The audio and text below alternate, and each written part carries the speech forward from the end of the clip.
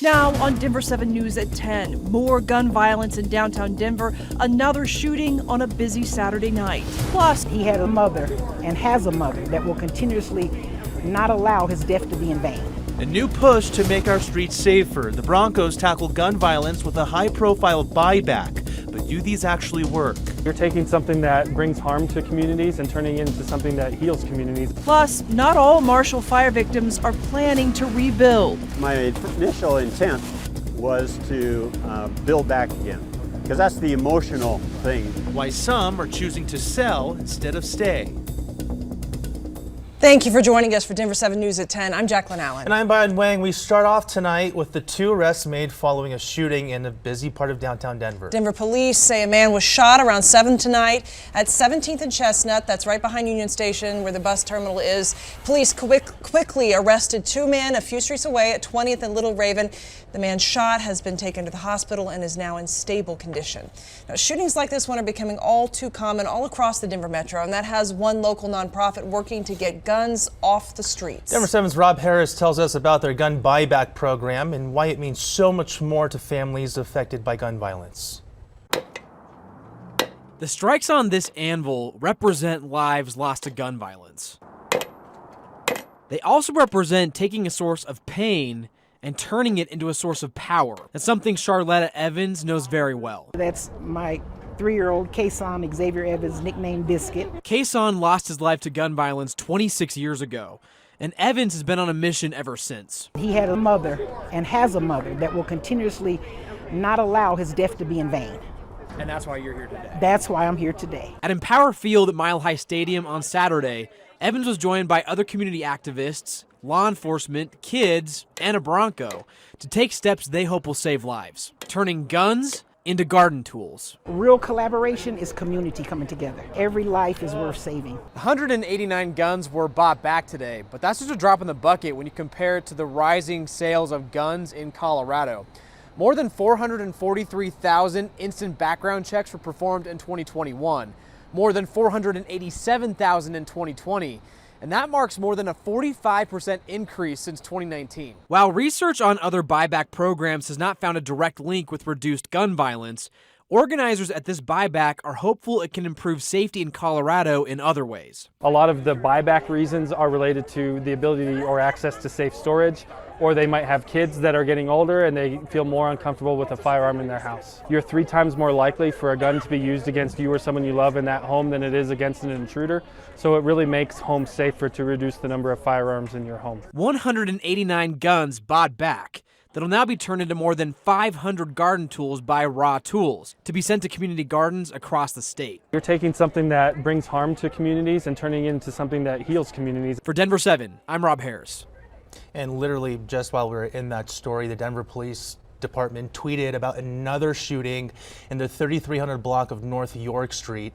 1 woman was taken to the hospital with unknown injuries. Now, we want to go a little deeper tonight on gun buyback programs and look at whether they are effective at all. We spoke to DU law professor David Kopel last year. At the time, he said study after study has found that they just don't work. The indication is that they're, in the long run, completely ineffective, and in the short run, dangerous. No benefit in terms of crime reduction, homicide reduction. Still, those in favor of gun buybacks say that even if they collect a few hundred firearms, at least those weapons will have no chance of ending up on the streets ever again. They also say that gun buybacks may prevent some suicides. 1 man is dead following an avalanche in the Steamboat Springs area today. According to Routt County authorities, the avalanche was triggered by 2 skiers in the backcountry near Fish Creek. One of the skiers got caught in the avalanche and stopped breathing. Authorities say his companion attempted CPR for nearly an hour before search and rescue crews made it to their location. The man died on scene, but crews were able to rescue the other skier. This marks the 6th avalanche fatality this season in Colorado. After weeks of legal battles, the Marshall fire debris removal process is now ready to move forward. But we know some homeowners have opted not to wait for the county to clean up debris from their properties. Today, Denver 7's Patrick Perez spoke with a man in Superior who already has his lot up for sale. At 74 years old, Paul Williamson is about to embark on a new journey. At my age, you know, the clock is ticking. A day after the Marshall Fire destroyed his home in Superior, he was already coming up with plans to rebuild it. After all, he built a sustainable home that once stood in this 13,000 square foot lot. My initial intent was to build back again, because that's the emotional thing, to make things right. But after weighing the options and the toll rebuilding would take on his health, he had a change of heart for a change of scenery. I decided that there are other things in this life. I've been there, done this already. There's other stuff out there. Now Paul is looking at selling this lot and moving somewhere with a beach. I'm going to have to go to Florida to start with. I liked going down the Keys. I used to live in the Virgin Islands, so that the Keys kind of gives me a little bit of a feel of the Virgin Islands. To help make this goal a reality, a for sale sign is now up where his mailbox used to be. His asking price, just shy of $1 million for this 1/3 of an acre lot. That includes $55,000 worth of cleanup after the fire, which wasn't easy. I don't think you'll see this kind of progress anyplace else in any disaster area. 2 weeks into putting his lot up for sale, he hasn't gotten any offers, but his neighbors tell him people are stopping by every 20 minutes or so to get more information. It won't be long, he says, before he's beachside. I don't know, you know, I'm almost ready to go now. Patrick Perez, Denver 7. Standing in solidarity with Ukraine. Another big crowd out today at the Colorado State Capitol to protest the Russian invasion. Everyone out there wearing some sort of blue and yellow, waving a flag as a sign of support for the Ukrainian people. Today, Russian military officials say they used hypersonic missiles for the first time in this war. Those missiles were used in a Friday strike on a Ukrainian military ammunition depot in the southwest part of the country. The missile is said to fly 5 times the speed of sound and is nearly impossible to shoot down. The fact that Putin is having to use these very sophisticated, very expensive kinds of weapons where he launches from within Russia tells you just how effective the Ukrainian Air Force and air defenses have been in taking the Russian Air Force out of the equation.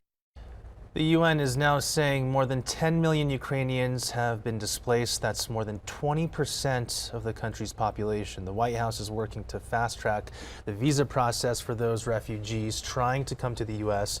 Ukrainians already in the U.S. as of March 1st now have protected status, which allows them to stay here legally for 18 months. All right, a little bit of relief is coming to millions of Americans with medical debt. Why much of it will soon be wiped out from your credit report. Plus, it's day 3 of March Madness, and if you're like me, your bracket is unfortunately already toast. We'll have all the highlights from the biggest games coming up in sports.